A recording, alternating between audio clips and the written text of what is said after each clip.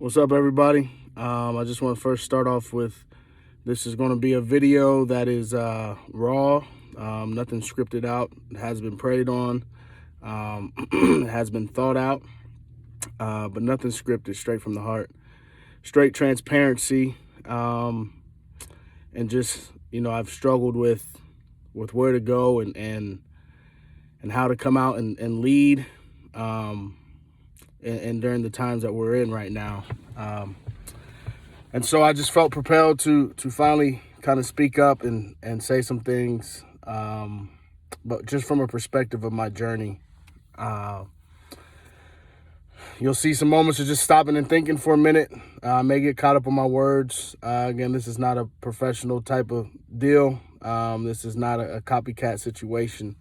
But I felt that it was time to speak up. And I think that we can all speak from our perspectives and our journeys. And so that's what I'm going to do. I look back on my childhood. Growing up, I had, a lot of friends,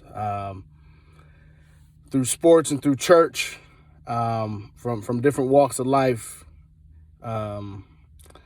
economically, ethnically as well. I didn't live in a super diverse city or town. We had some diversity, but it wasn't super diverse, nothing like how I live out here in Fresno, California. But, we found ways to unite, at least through my journey. And I had white friends. I had some Hispanic friends. I have some Asian friends, and that carried on big time here in California. And it's been something special that I've been able to, walk into the room with those individuals without any pressure. So it's been awesome. I've been blessed in that aspect. But as I've sat and thought about my journey and what has led, what's soon to be 36 years on this earth, and what has led me to this point in life, I reflect and see that there has been some oppression, and I think my fighter's mentality, my never give up mentality, might have blocked it off and not wanted to quote unquote waste my energy and time with those who may have kept me from things. And so again, as I look back on growing up, I've been coached by white coaches. I've been coached by black coaches. I lost my first father, when I was 6 years old. And I got a tremendous mother who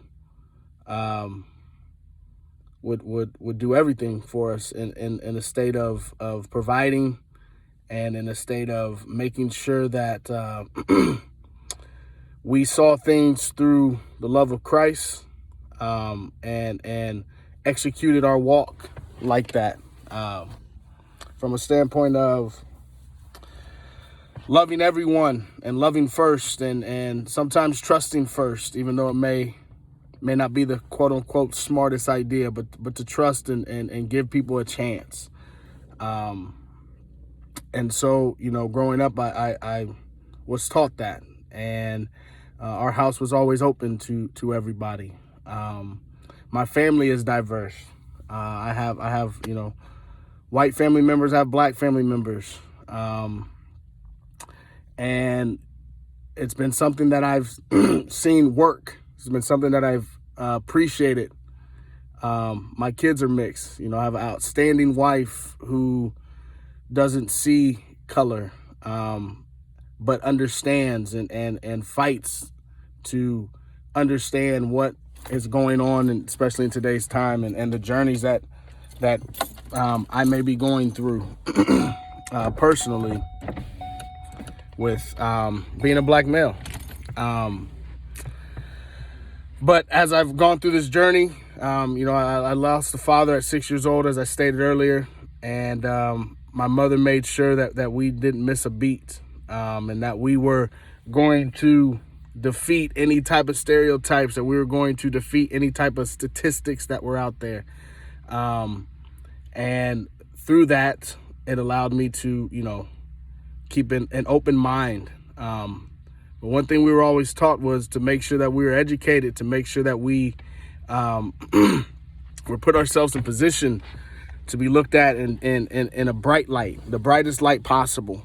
And again, that was rooted in our faith in Christ, and going to church and mixing in with different people from different walks of life, and something that I've carried on up until this point, and will continue to carry on past this point. Some of my best friends, like I said, are white, and I had great experiences in high school, and I had great experiences in college.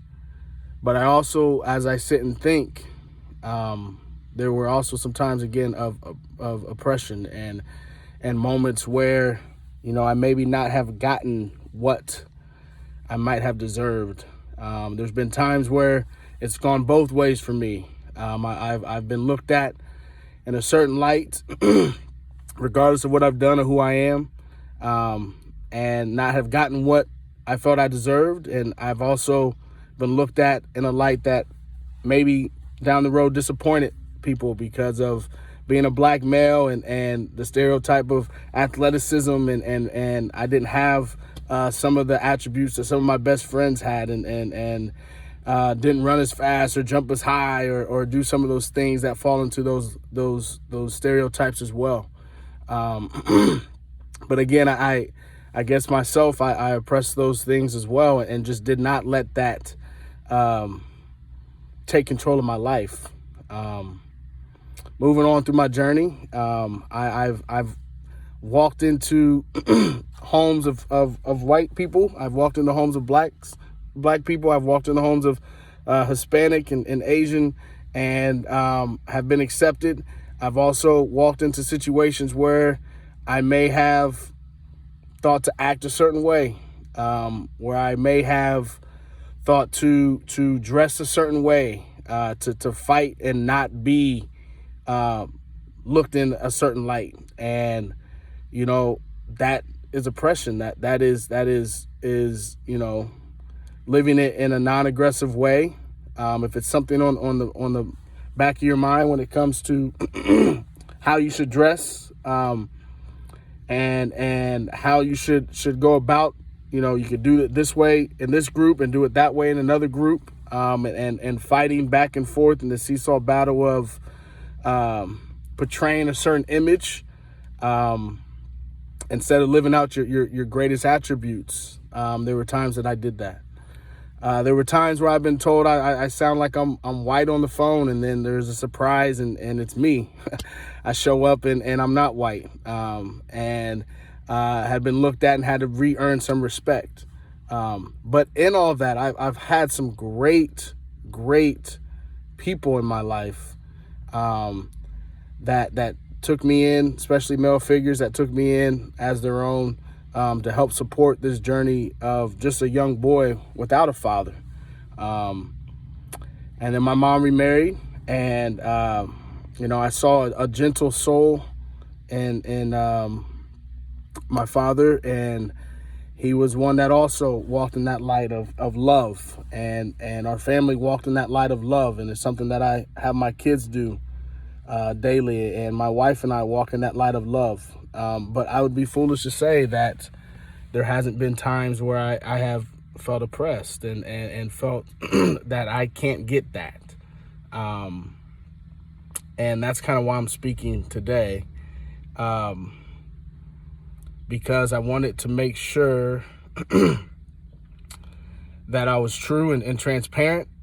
And I know being in a leadership as a head football coach on a campus, I have a due diligence to make sure that I am leading by example, to make sure that I am encouraging and empowering anybody who walks through the door the right way.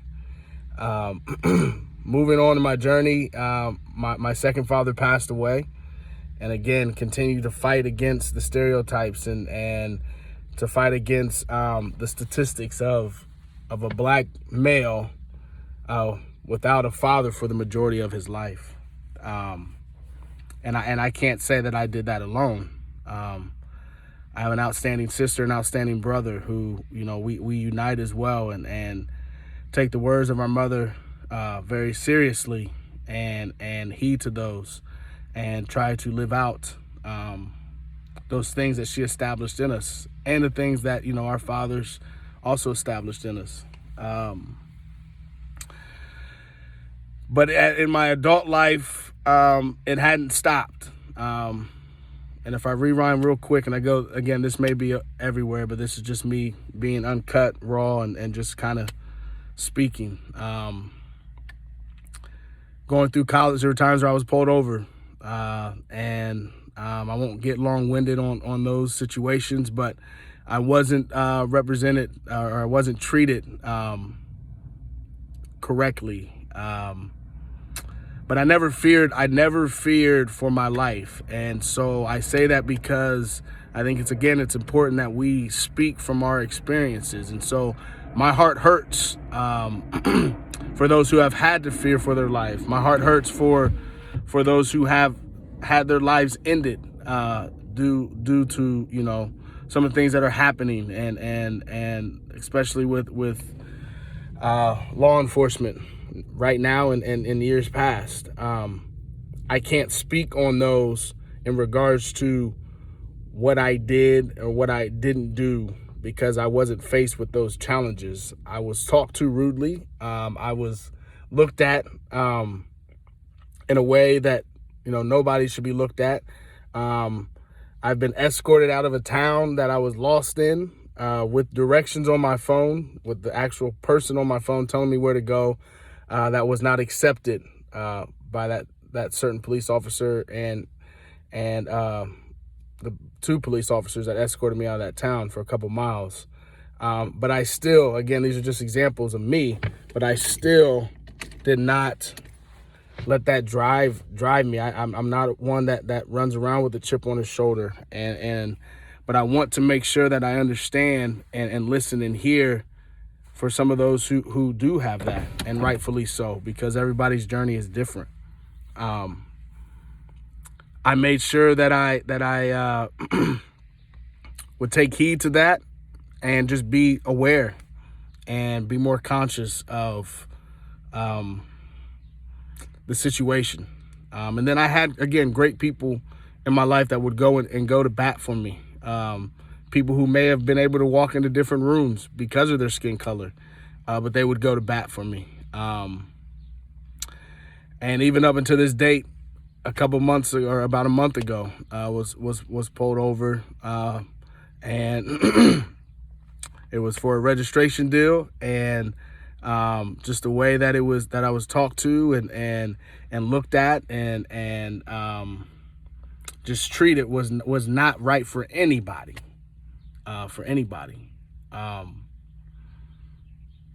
And it's frustrating, and it broke the hearts of my loved ones, especially when you really, really try to live life the right way. And I'm not here to tell you what your walk should be. I'm here to encourage you, but not here to tell you what your walk should be. But I try to live a life of high ethics, high character, hardworking, persevering, faith-based, and I need to do a better job of letting my light shine in that area. But it's something that I strive to get better at each day. And so I have felt that I have made decisions to turn my hat around or to take the earrings out because it may look a certain way. I've made decisions to not grow my hair a certain length because of the opportunities that I was chasing, especially in this coaching world.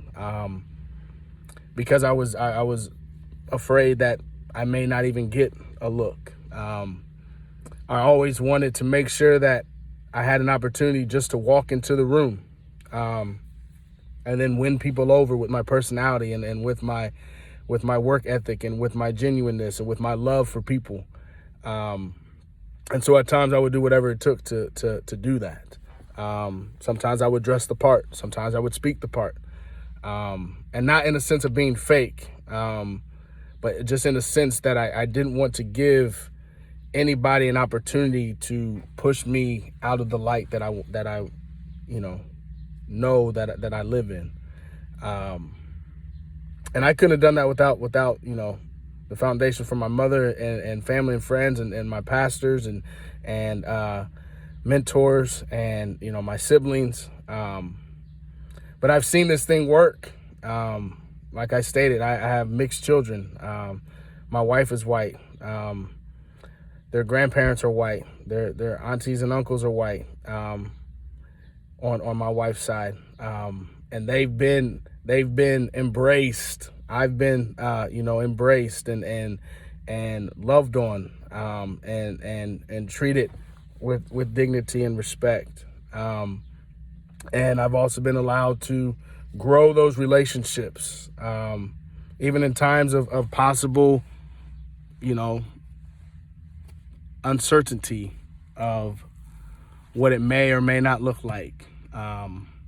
What I am very proud of is my family on both sides have not let outside people and experiences, not saying that they have had this, but I can tell you that I haven't felt that from them and pushing their decision on how to look at me as just a person.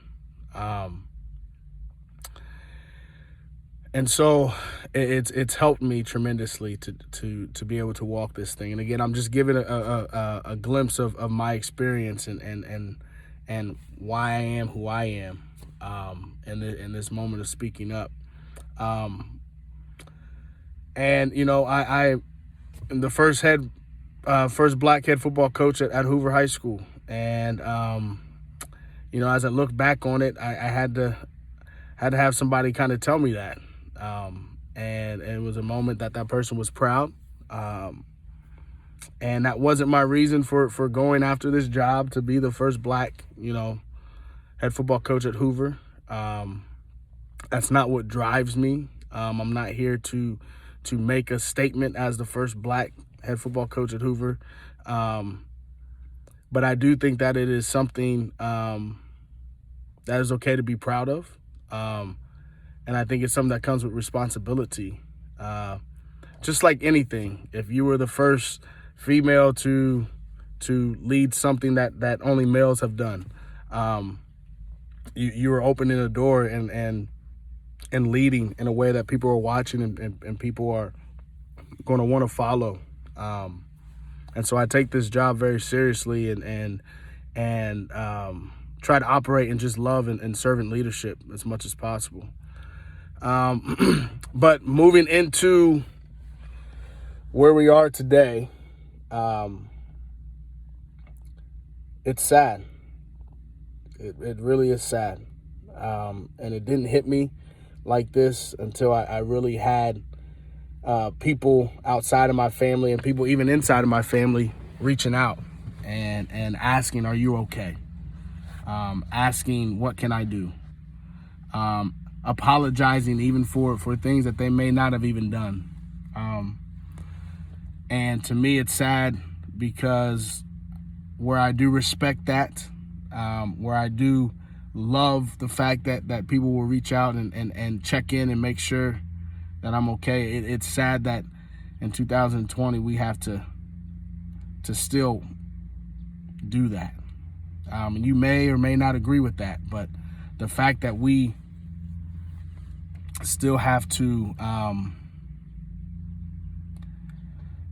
make sure that we're not offending because of some of the eggshells and stuff that we walk on, or some of the things that are happening outside of us that may change the way that we look at people, is sad. And it shows that we need a tremendous amount of love. And it talks about it all through the Bible of showing love and living the light of Christ and living out loud in a way that People want to know you because of how much love is shining from you, how much love you give.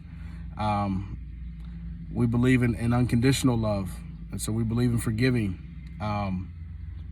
But that doesn't come without consequences either. I want to make sure that it is understood that what has happened, especially the recent events of George Floyd and others, is unacceptable. The end result is unacceptable. There's no way around that. There's no tiptoeing around that. The end result is unacceptable. But I also think that,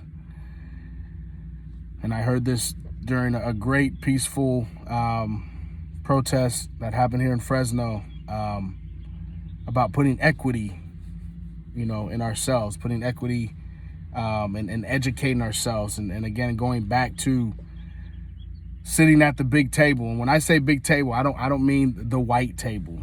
Okay. I mean studying your homework so that the big table moment is, I'm going to be the first one to raise my hand and answer this question the right way. Being prepared to wow your audience when it comes to an interview situation. Having the courage to speak up on things that you believe in. Having the courage in yourself to take risks and bet on yourself. Having the education that is provided to you, and then even digging deeper and making sure that what comes out of your mouth is educated and it's backed and you can grasp those who are listening. Just having the opportunity to be the greatest version of yourself. Urban Meyer put it, and he got it from other coaches, that, greatness is how great you can be. Your steps, what you were destined to do on this earth, defines greatness. So making sure, that's what I mean by the big table, making sure that you are prepared to go get everything that you can. And because I've walked in that, I feel like I've been able to break some barriers. I feel like I've been able to walk into situations and be accepted.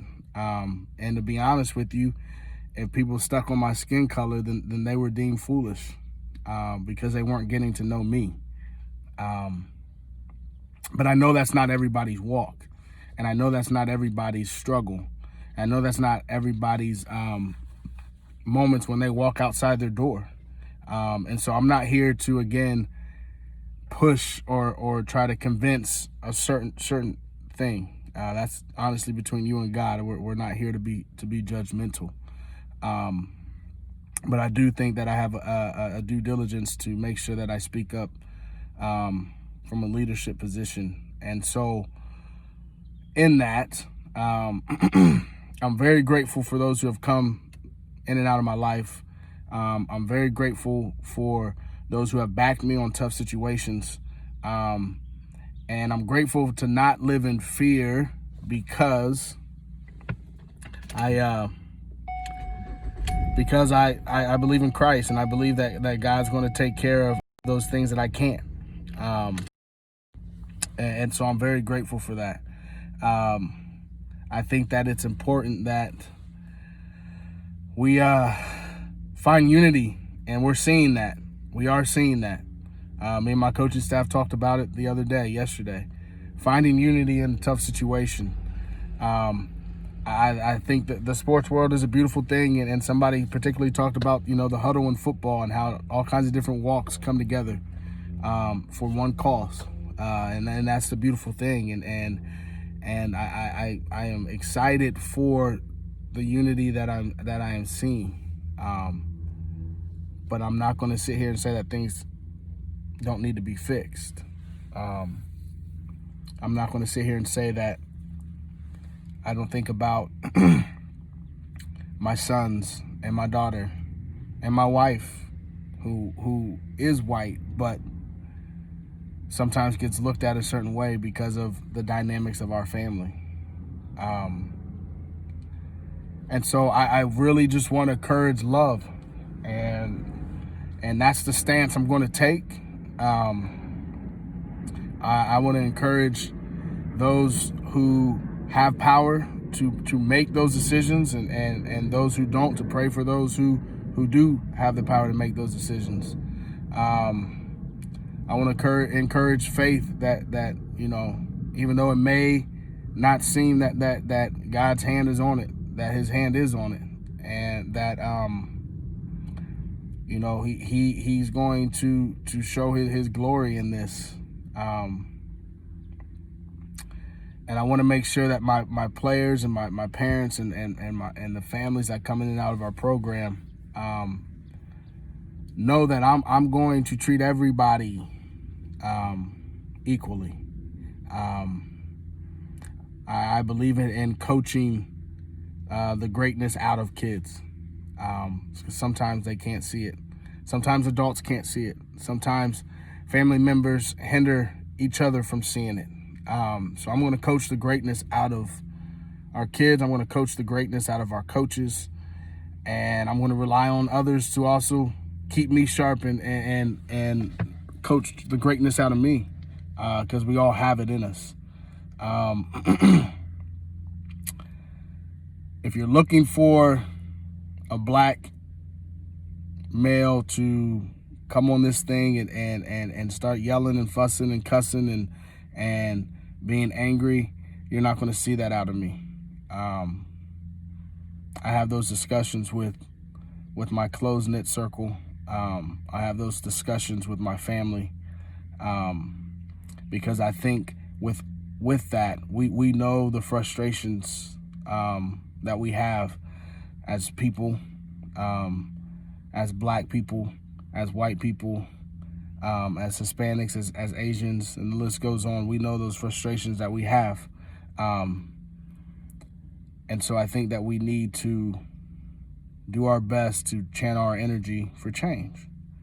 And I know that I have an opportunity right in front of me here at Hoover High School to make sure that happens from our end, to purposely make sure that we know how to operate amongst each other, to make sure that we know how to include each other, to make sure that we know how to love each other, to make sure that we know how to accept where people may come from, and to make sure that we know how to empower each other in a way that we are ready to sit at the big table. And I just want to let those who come in and out of my life know that that's what you're going to get. And yes, I'm hurting. And yes, there's been some realization for me over these last couple days in regards to just my journey and going, man, I trapped that in my mind. I just put that to the side and just kept my feet moving, because that's what worked for me. And that's not me saying that is what you need to do, but that's what worked for me. But I also think in that there was some error and maybe not seeing some things and being so focused on just not acknowledging it in one ear and out the other. But it's gotten to a point now that it's deep. It's super deep, and not that it wasn't deep before, but it's really, really deep. And so to those who ask me, what can I do? Or those who apologize, for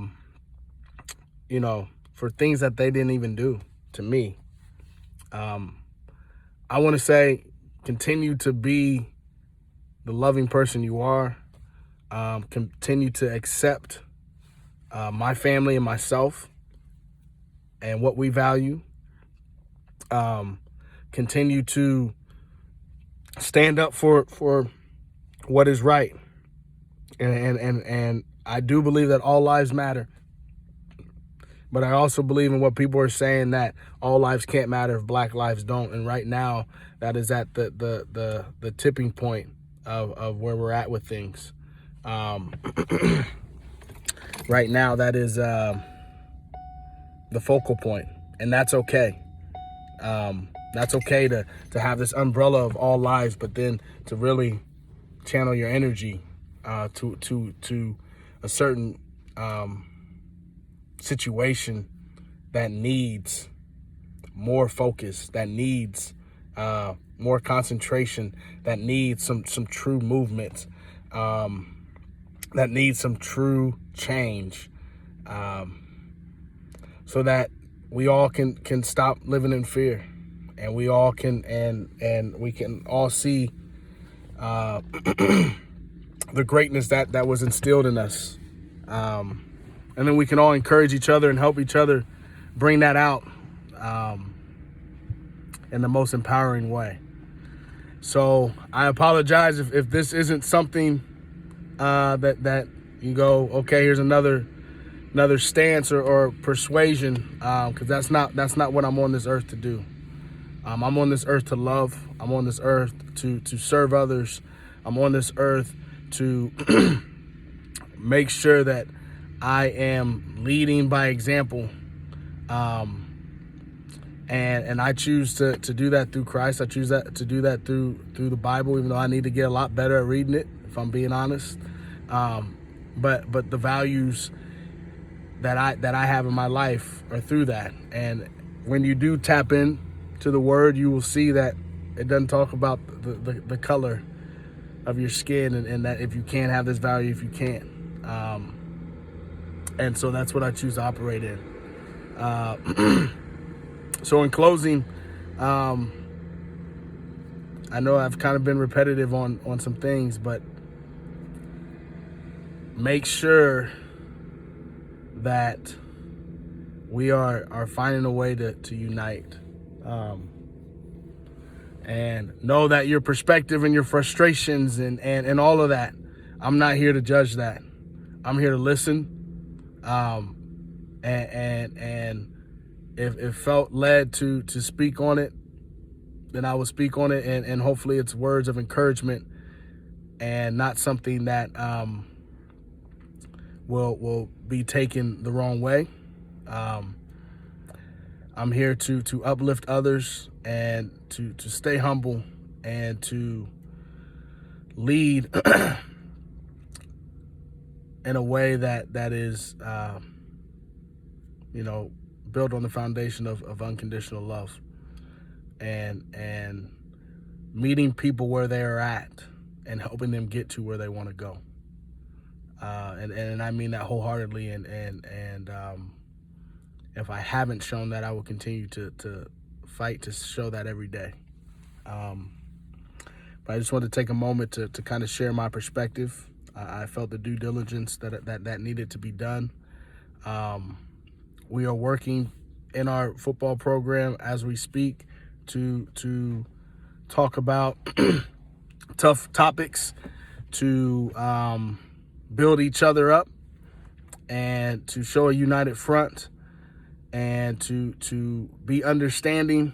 And again, here comes that word again, but to show unconditional love. We are grooming our student athletes through those visions, through those values, and just know that that's what you're going to get from the Hoover football program. Me as just a person, my family, and we'll continue to do this thing the right way. And we are here for anyone who needs to speak and talk, and we're here to listen, and think about our listening, and be purposeful in the words that we give. And so if that is needed, please don't hesitate to reach out. And again, I believe that we can, when we want to, we will. And I'll just end with a quick prayer. Father God, I thank you just for our nation, Lord, and I pray that those who are faced with these challenges, Father, that you show your face and you show your glory, and you uplift them, and and you put people in their lives that are able to take their hand and stand, Father. And I pray that we continue to find different ways to unite. I pray that we continue to find ways to live in love. And I pray that those who are hurt and those who do deserve to feel that, or have earned the right to feel that, and I don't mean that in any positive way, but just it's okay, I guess is what I'm saying, for them to feel that, Father, that they handle those hurts and they handle those emotions the right way. I pray that your hand just takes over this whole deal, and that your light shines through, and that we will get to a place where there's true change happening amongst your people, and there's true change happening to be able to get us to stand side by side, and not have a dip in our society, and just be able to get things washed away.